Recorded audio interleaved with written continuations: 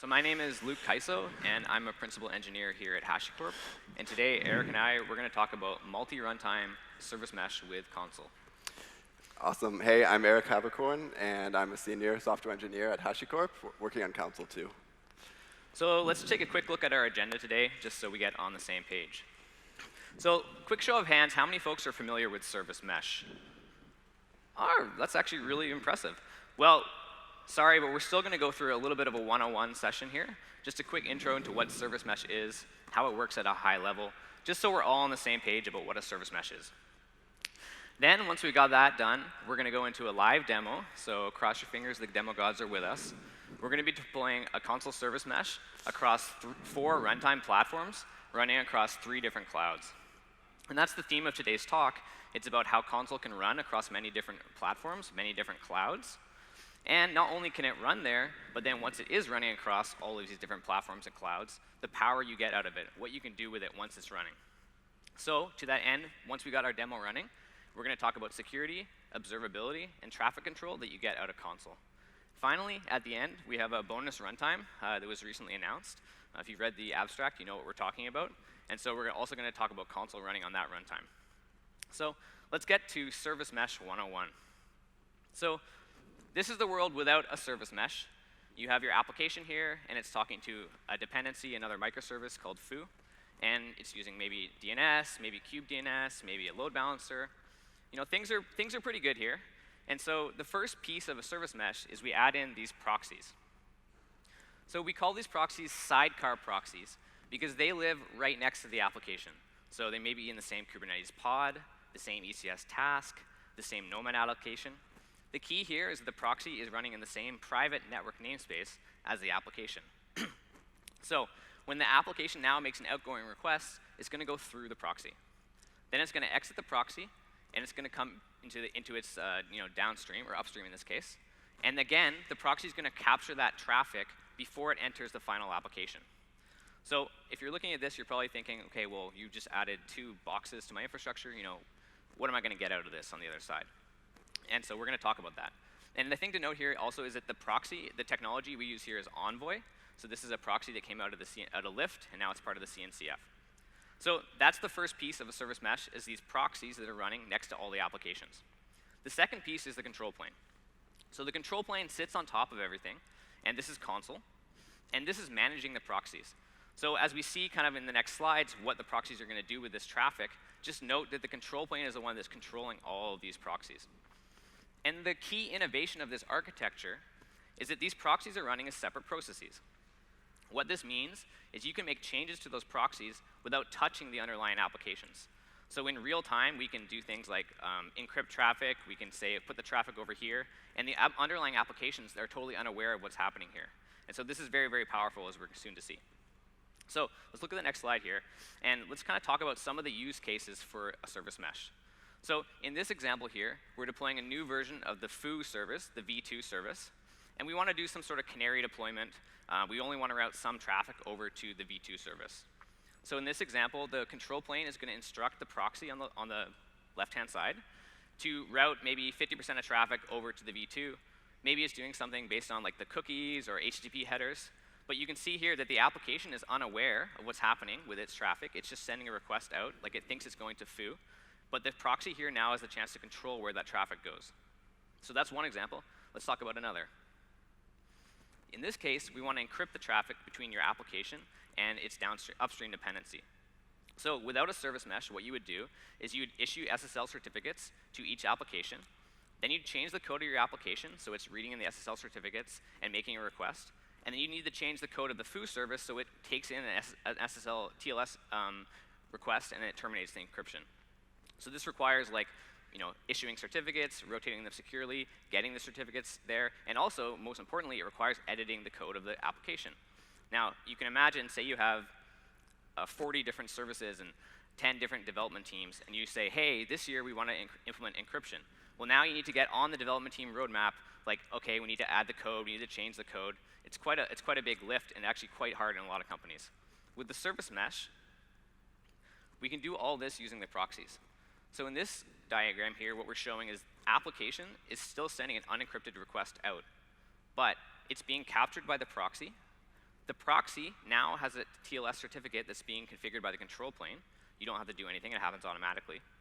And so the request that actually leaves the application is fully encrypted. Again, when it comes into its upstream dependency here, it's being captured by the proxy, which can then do the TLS termination before routing it to the service. And so in this example, we've added TLS encryption, but we haven't had to make any changes to our application or its code. It all happens transparently. We have a final use case that we want to talk through, and that's observability. So in this example here, we have Prometheus, which is a metrics database, and it's hooked up to pull metrics from the proxies. Now, in the old world without a service mesh, if you wanted to emit metrics from your applications, you would usually add in a library, a Prometheus library, and then you'd make sure all of your methods are annotated. So if it's making an outgoing call, it starts a timer.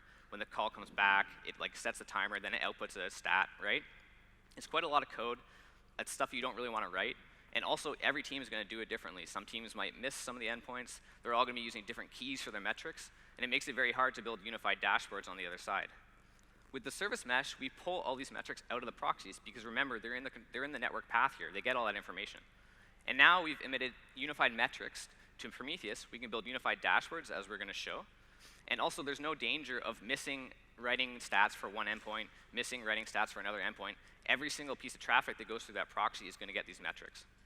So that's just the Service Mesh 101, kind of the high-level overview of a service mesh. So let's go over what we just talked about. So every application is going to have a local proxy, what we call a sidecar proxy. The proxies are the ones that control the network traffic, so all inbound and outbound requests are traveling through the proxies. And then the control plane controls the proxies. And that simple setup gives us immense power to make changes to our network and to control things. So we talked about the features, security, observability. We didn't talk about reliability, but you can do things like set up timeouts or set up retries. And then we also talked about traffic control in that example of doing canary deployments. So that's just the high-level overview of a service mesh. But really what I was talking about there is really all within one cluster. And so I'm curious if I could just have a show of hands, like how many folks are running more than one cluster in their environments? So as you can see, this is actually quite a common use case, is to have multiple different clusters. And so Eric's going to talk about how we handle that. All right, awesome. Thanks, Luke. OK, so for those of you who run everything on a single cluster, there's also a bunch of reasons that you might need to go to multiple clusters in the future. Some of those reasons are availability. So if one data center goes down, you might need to fail over to another. Data locality regulations, performance, and that you might want to have your services close to the users. So next we're going to talk about federation, which is the way that Consul approaches handling multiple data centers. So we have generally the same setup as before. We have the app service that's wanting to reach out to the foo service. But now we have the app service running on Kubernetes in Amsterdam and the foo service running in Singapore on ECS. And if you notice, it's even more difficult because app and foo are running on the same IP address. So how do we approach solving this? You could use something, you could do it in a bunch of different ways, but Consul's approach that solves all of these problems smoothly is by using mesh gateways. Mesh gateways are responsible for communicating between data centers. And mesh gateways set up an MTLS connection between data centers, meaning that you can send traffic over the public internet. So how does this actually work? So app makes a request to its sidecar proxy and says, I need to make a request to foo. And the proxy says, I've got it. I know where foo is. Foo's running in Singapore. And so it sends that request to the mesh gateway. The mesh gateway forwards the request to the mesh gateway in the Singapore data center. And then the request is eventually forwarded onto the sidecar proxy of foo. So Consul easily handles this problem. You don't have to worry about it running in multiple data centers. You don't have to worry about multiple runtimes or even overlapping IP ranges. So before we just talked about the data plane use case, but control plane data also needs to be synced across. What data might this be? It could be information about which services are registered in the catalog, configuration options, and a bunch of things like that. So let's say that we have a new service that's registered within the Amsterdam data center. The Consul servers in the Amsterdam data center then notify the mesh gateway saying, we got a new service, and that's synced through the mesh gateways into the Singapore data center. And the Singapore data center's Consul server now is the state and can use that state to update all of the sidecar proxies within the data center, meaning the sidecar proxies are always up to date, and so you don't have to worry about problems related to that. So that was just a quick intro to federation. We talked about how mesh gateways enable cross-data center communication, and we talked about how these gateways are used for both the data plane and control plane traffic. The next thing we're going to do is we're going to start talking about different runtimes, and we're working our way to the big demo. We're going to talk about Kubernetes, Nomad, virtual machines, Amazon's Elastic Container Service, or ECS as we'll call it, and then at the end, we're going to talk about our bonus runtime that you may or may not already know about. So here's the way that the architecture looks like on all of these runtimes. So in Kubernetes, we have a pod, and it has the same exact service mesh architecture. We have the app running and its sidecar proxy. In ECS, tasks run the same thing. In Nomad, there's allocations that run the same architecture. And the only runtime that's slightly different are virtual machines. But they're not that different. On the virtual machine, you just directly run the application along with its sidecar proxy. All right, do you want to introduce the demo? All right, so the moment we're all been here for. So what we're going to do today is to demonstrate how Consul can run across all these runtimes by running a demo across all these runtimes. So the application we're going to deploy today is called HashiCorp. It's a simple storefront, and you're laughing because this is the application we use for all of our demos. And you can basically select a coffee, and then you can purchase it, add it to your cart. It's a very simple application. Now, the thing to note about this application is that it's following all the latest best practices, which means we're using as many microservices as possible. So you'll see here we have the front-end application. It's then routing into a GraphQL backend on public API. That then routes out to either the payments service, which is going to do the payments for us, or the products API, which is backed by a Postgres database. And so luckily, we have all these microservices, and so we can split them up between all these runtimes. So the 4 runtimes we're targeting today are Kubernetes, running on Amazon. We have ECS, also obviously running on Amazon. Then we're running our Nomad cluster on a Azure VM. And finally, we're running a simple VM on Google Cloud. And the clouds we picked here are, and the mapping to cloud to runtime is kind of arbitrary, except for ECS, which is only running on Amazon. So don't read anything into that. We just kind of chose them at random. And so let's switch over to our browser here just to show you that we're not faking all of this. We actually do have all these clusters running. So this is our ECS cluster. Then we have our EKS cluster, which looks totally different, thanks to Amazon. And then we have our, this is our VM running in Azure. And then we finally have that's the one that's running Nomad. And then finally we have our VM running in Google Cloud. So this is all real. We have all of this running. And hopefully it's all accessible from Amsterdam.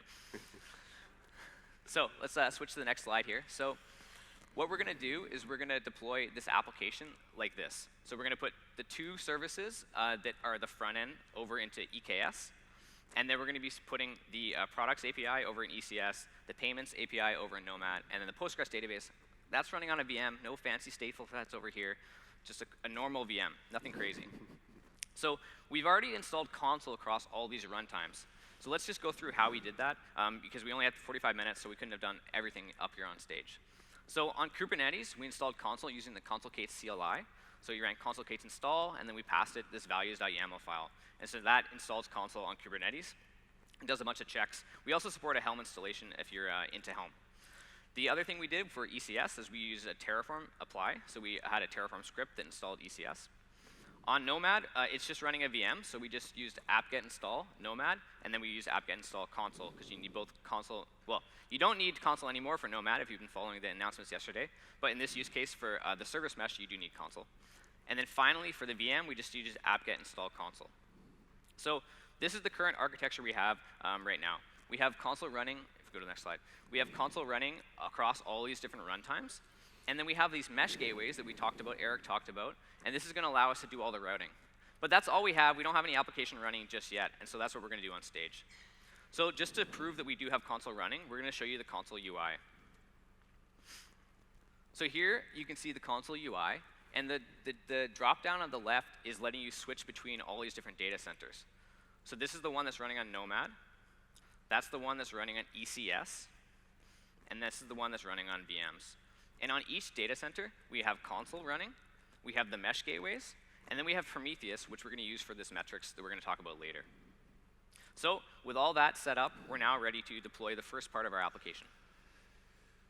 All right, awesome. So we currently have nothing running. I can prove that for you by just going to the UI, refreshing, and no healthy upstreams. Everything's broken. We're sad. We can't see our coffee. All right, so the first thing we're going to do is we're going to start incrementally spinning up services, and so we can show progress as we go. And so we're going to start out by deploying the front-end service along with the public API. So before deploying things, let's talk about the way that Consul Kubernetes works. So we have a deployment like many of us have seen a million times before, and it looks pretty much like normal. The only special thing that we need to do is we have to add a connect inject annotation to the deployment, and that's where Consul Kubernetes kicks in, and it automatically inserts the sidecar proxy, ensures that services are registered, and that everything is working as expected. So let's go for it and start deploying our services. So just like any other service, we just have to do a kubectl apply, and we'll start with the public API, and we'll go to the front end too. Does anyone really use Kubernetes if they don't have an alias for kubectl? I don't think so. All right, so now we can watch the pods and see them just starting to spin up. And we can see that we have front end here that is starting, and we have public API that's already running. So then when we go into the Consul UI within the EKS data center, we can see that they're all starting up. Sometimes it takes a second, so we might just optimistically move on and hope that things work out. Yeah, let's move on to the VMs, and then we'll wait for that pod to come up. Sometimes it lands on a node that doesn't have the Docker image pulled just yet. So we have front-end and public API running, and the next step is to install our Postgres database that's going to be running on our VM. So in order to run things on VMs, you need two things. You need a config file that describes to Consul what's running on that VM, and that looks like this. So we have a very simple config file here, the name of the service we're running, the port it's running on. And then this little stanza here, connect sidecar service, this is telling Consul, hey, I want this to be part of the service mesh. I'm going to be running a sidecar proxy, and that's where I want all the traffic to be routed to. So that's what we need for the config for Consul to know about the service. But unlike on Kubernetes and some of the other platforms where the sidecar proxy automatically gets running, on a VM, you do need to start the sidecar proxy. So to do that, we use our favorite init manager, systemd. So we're going to be setting up our systemd unit here. And what it's going to be doing is running a simple command, consul connect envoy, and then the name of the service that we're going to be running a proxy for. And what Consul is going to do is it's going to handle running the envoy process for you, and that's all you need to do on VMs. So let's SSH into our VM.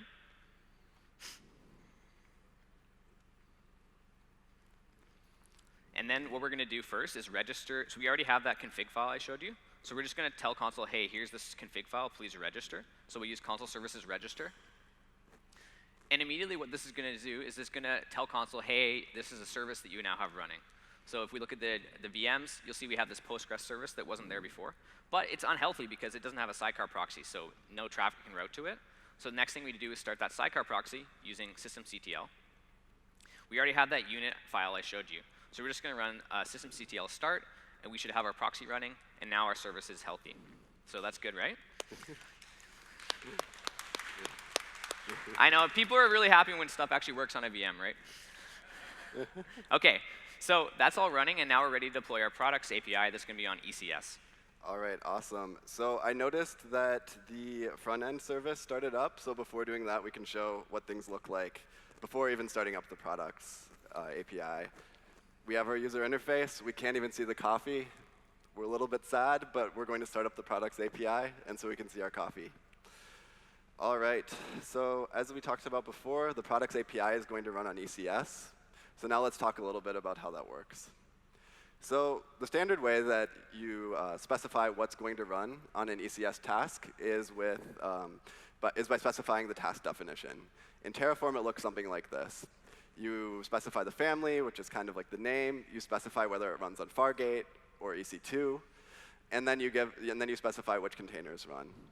But this doesn't do anything automatically with Consul. So we built a Terraform module for managing all of this.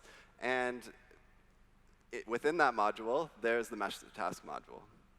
And the mesh task module, everything pretty much looks the same.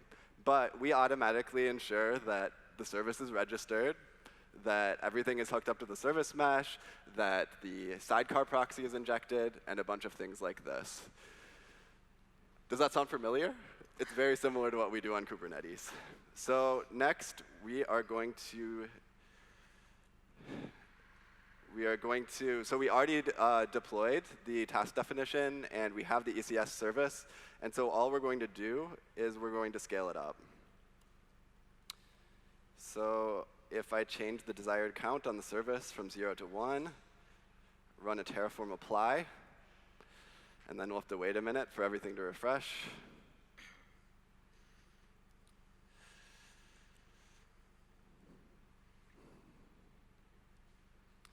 All right. So now this shouldn't take too long. And it should be scaled up by now. So now if we go back to the product API, we can see right here that 0 tasks are running out of 1 that we were wanting to run. So while we wait for it to start up, we can talk a bit about the way that Consul on ECS works. So let's look at all the containers, and we can talk about what they do. So the first container that we have at the top is a sidecar proxy container. This is Envoy. This is the standard sidecar proxy that we've been talking about before, and so it's exactly as we've talked about. The next container we have is the product API container, which is what runs the app that we're actually wanting to run to provide the business value. The third container that we have is called Mesh-init, and Mesh-init is responsible for registering the service into Consul, generating the initial Envoy config, and a few other small things. The final container that we have is the Consul client, and the Consul client is this task's tiny portion of the Consul control plane. And it's responsible for syncing with other Consul clients and the Consul servers. So now if we go back to the Consul UI, within the ECS data center, hopefully it's running, and it is. So let's see if we can see our coffee. Uh-oh. This is what we've been waiting for. We'll refresh a couple of times and hope that it works.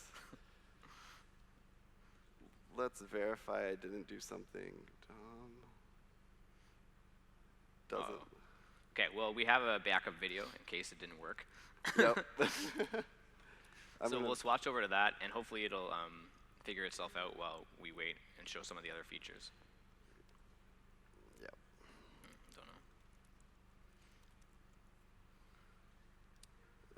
This one. Yeah. Oh, there it is. Hey!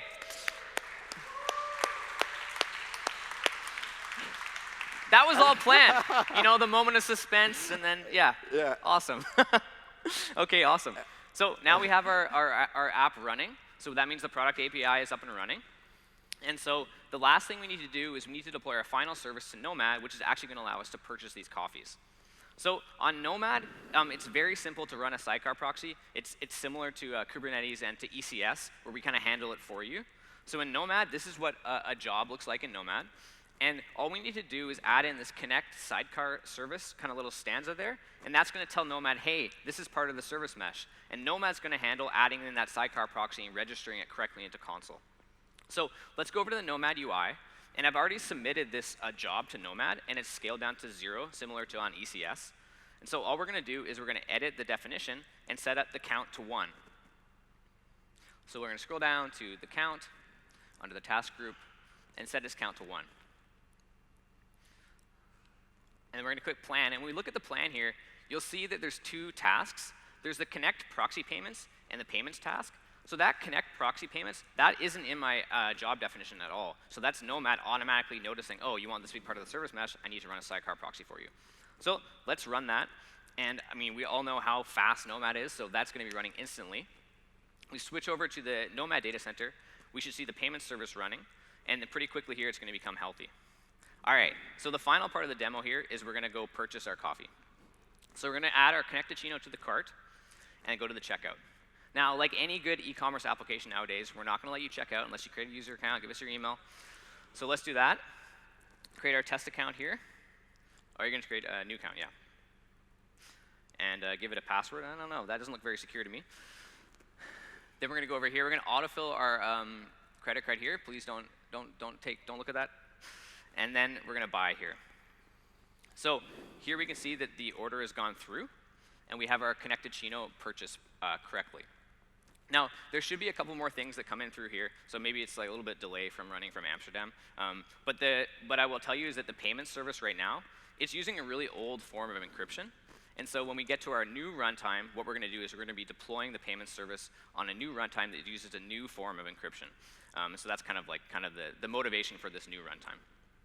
So yeah, let's swap over to talking about what we have now that everything's up and running. So just to summarize, what we have here is we've run our 5 microservices running across 4 runtimes running across 3 clouds. I got that right. So we have our front-end and public API running on Kubernetes. We have our products API running on ECS. We have Nomad running, payments running on Nomad, and then we have our Postgres database running on Google Cloud. And the crazy thing is that these are actually all running across disparate networks.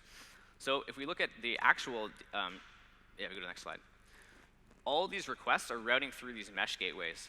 So even though these networks are not routable, so for example, the pods can't be routing to like the database, all this works smoothly because of these mesh gateways that are sitting on the edge and allowing all this traffic to route through.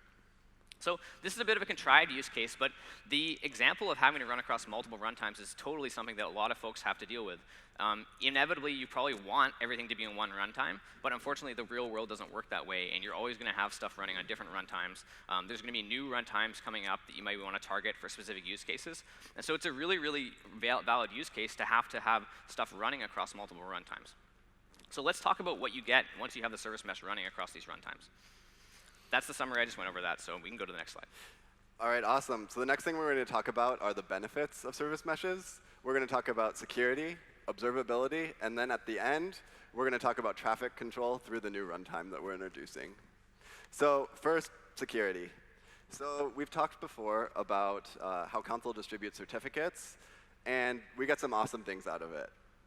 One thing that we get out of them is intentions. Intentions allow us to control which services can and cannot communicate between one another. So if we look in the UI, we have allow intentions between the services as is required, and then we have a default deny intention that disallows all other communications. So if we go into the UI and change the allow intention to a deny intention between the public API and the products API, and then we go back to the user interface, refresh once or twice, or 3 times. All right, now we can't see the products anymore because the deny intention happened. Then we're going to go back to the user interface for intentions. We can change it back to an allow. And this will allow us to see our coffee again. Awesome, but how does this work? So the certificates that Consul distributes follow the SPIFFE specification. Part of the SPIFFE specification looks like the string up in the upper left. It like SPIFFE : blah, blah, blah, public API. So these certificates are sent along with requests from, in this example, the public API to the product API. Then within the proxy, next to the product API, this SPIFFE ID is validated against the set of intentions. So if there's a deny intention, it says, I can't talk to this service. That's bad. Or if there's an allow one, it says, OK, we'll let this request through. So we actually demonstrated something that's more complicated than this already. We demonstrated the way that this works across multiple data centers. So imagine trying to set this up with firewalls or security groups. In a lot of cases, you just can't do it. With a firewall, you can do it, but given the way that applications spin up really quickly and spin down, frequently you have to make a ticket, have somebody process it, and it can take hours for this to happen. We just demonstrated a firewall-type capability instantaneously, just based on Consul and its control plane rules. All right. So what we were talking about there is how intentions work across multiple runtimes and multiple data centers. So like Eric said, like once you have stuff that goes through a load balancer, you don't really know where it came from.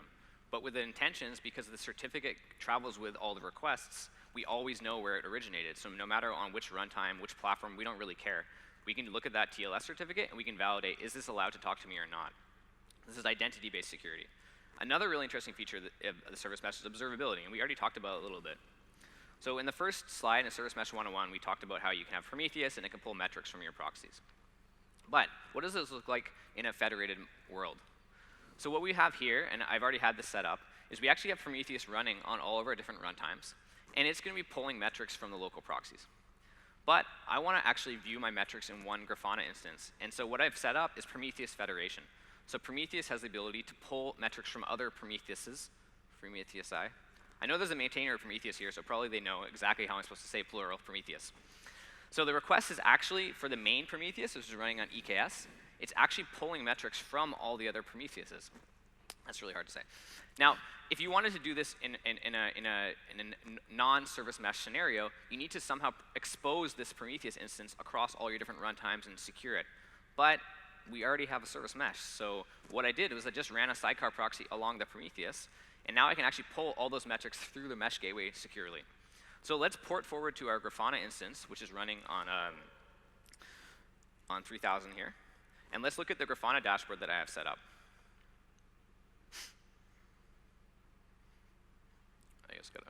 We got hit by slow Wi-Fi. All right, so let's navigate to this unified metrics dashboard. So I'm just going to go really, this is obviously a simple dashboard here. You would have more complex ones. But on the left, we have a panel which shows requests per second.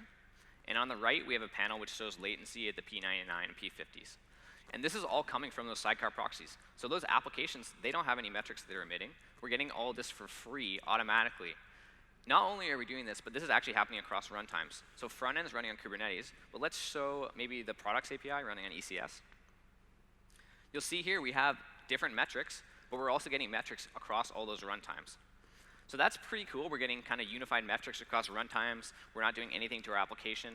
That's pretty cool. But another thing to note here is that when I swapped between the two, it's using the exact same queries for all these metrics. The only thing that's changing is the name of the service. What this shows is that we're getting the exact same metrics out of all of our proxies, which allows us to build these unified dashboards really easily. If you try to build dashboards across your company when each development team is emitting their own metrics, what you run into is everyone uses a different name for everything. And it's really, really hard to build these unified dashboards. So because it's all running Envoy proxies, they all have the same metrics that are coming out of them, it's really easy to build these unified dashboards. And you can build them quickly. You can use the same dashboard for all your services. So it's really powerful.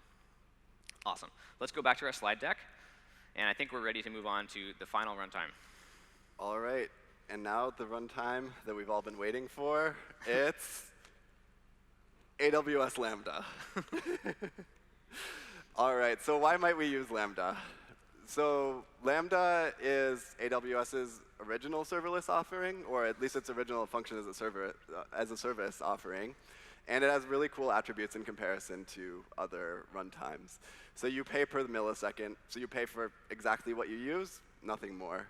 You also don't have to worry about capacity planning because it instantly scales up and down as needed.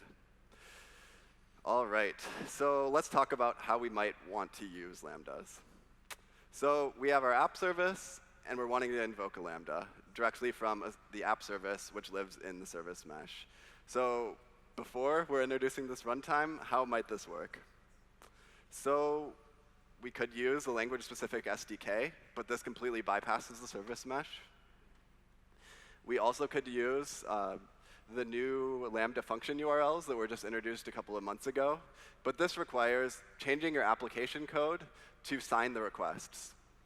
And it also bypasses the service mesh, so you don't get all of the benefits that we've been talking about. You could also use API Gateway, but there's similar costs to using that approach too. So we built this. It looks exactly the same as calling any other service from the mesh. We have the app service. It's wanting to trigger the Lambda. It does it through its sidecar proxy like normal. The only difference that you can see is that the IAM credentials need to be available on the sidecar proxy in order to invoke it. This gets a little bit complicated when we have a bunch of services wanting to trigger a bunch of Lambdas.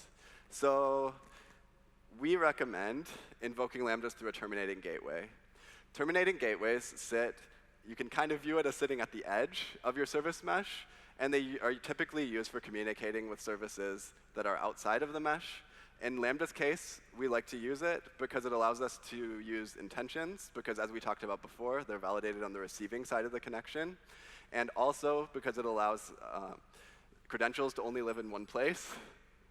And then Lambda just doesn't support MTLS, so it can't be a complete first-class experience like other services. So this is the way things look when we have a bunch of services communicating with a bunch of Lambdas. All of the requests go through a terminating gateway.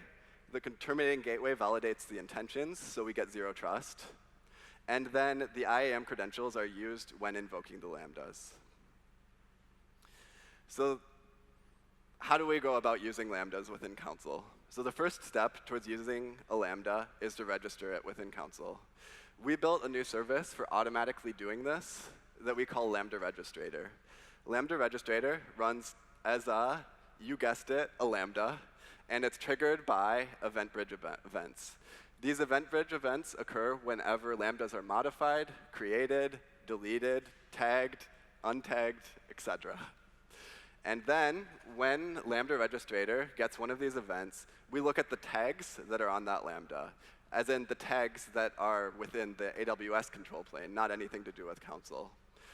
So no matter how the Lambda is deployed, Lambda Registrator will automatically register services into Consul. So let's go through an example of doing this.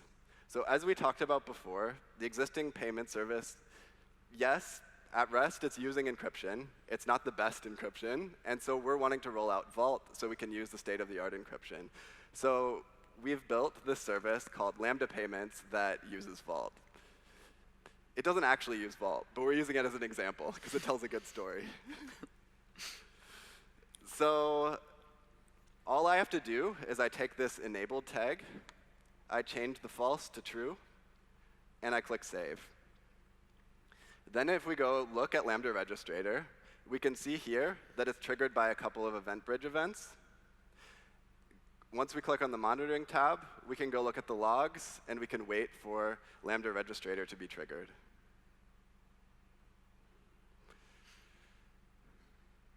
All right, so within the most recent ones, towards the bottom, we can see that it's upserting the new Lambda into Consul.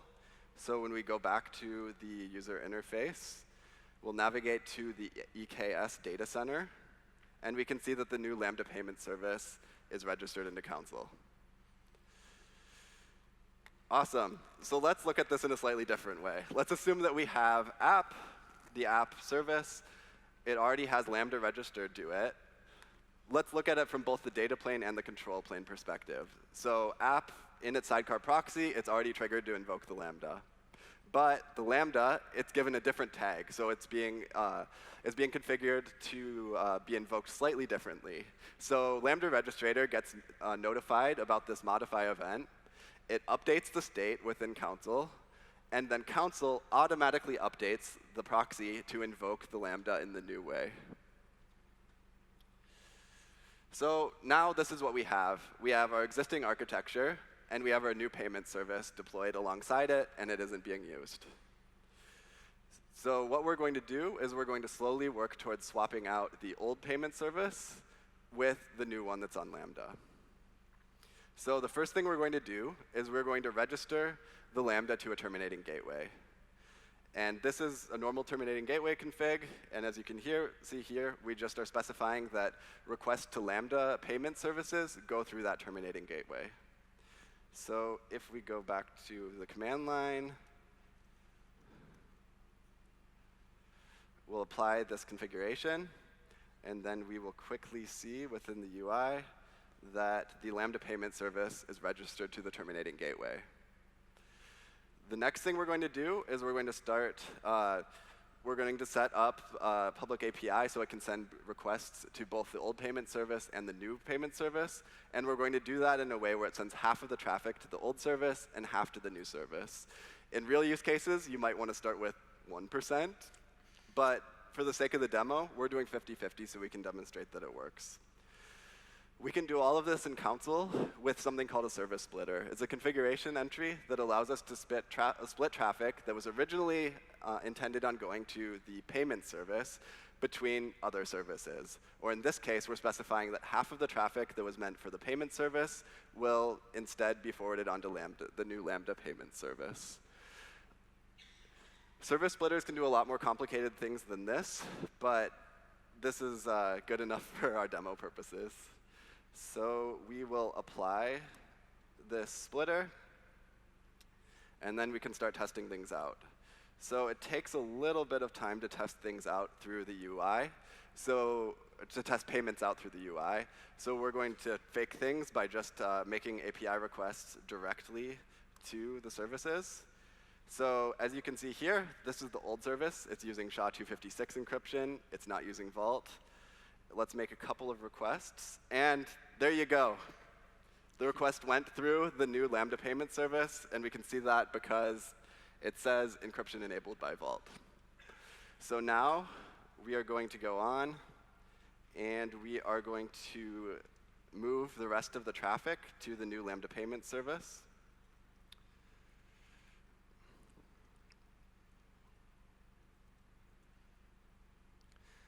And then we're going to go to the user interface and see if the request goes through the Lambda payment service. So it's been a long time since we had coffee, so I think it's time for another one. What do you all think? Yep. All right, so we're going to add it to our cart. We'll autofill our data, make a payment.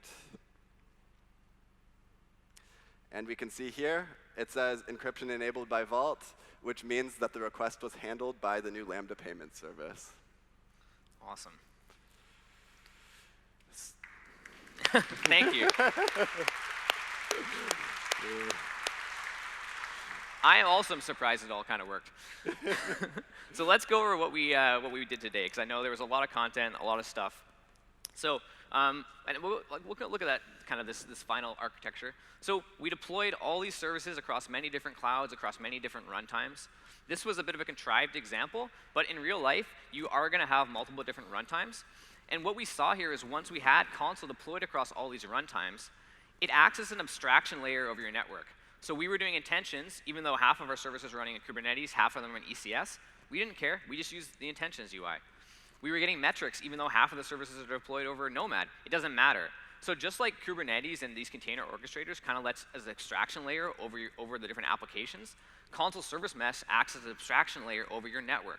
You don't need to care about where these different services are running, which team's running them. You can focus on the network connections and the different metrics you want out, and all the other features around like traffic splitting. Example, the traffic splitting. That was half between Lambda and half between Kubernetes, but it didn't really matter. There's nothing there that said, hey, this is on Lambda, right?